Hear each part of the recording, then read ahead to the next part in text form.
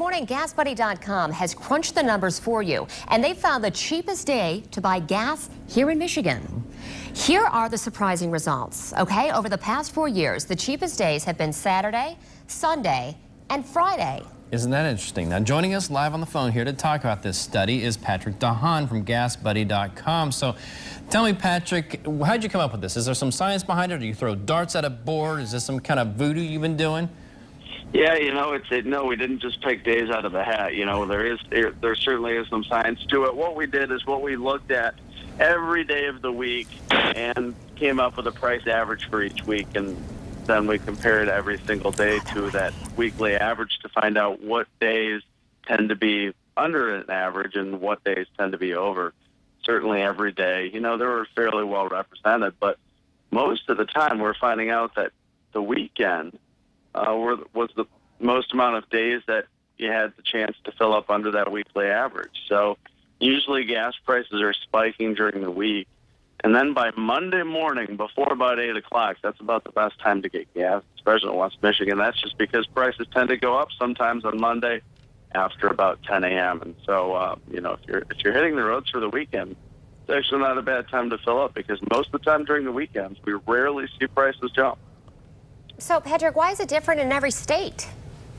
Well, every state, I mean, that's just the complexity of gas prices. You know, some states are similar, some are not. It's just different because there's so many different factors in each marketplace. There's just a whole list. And it certainly can't even tell you how many different variables are going into this. But there's certainly no one-size-fits-all approach to this, and that's kind of why we set out to find out this information. I had heard that on CNBC they said, across the U.S., Wednesday's the best day. I said, well, let's see if that's really true, and found out some certainly interesting information.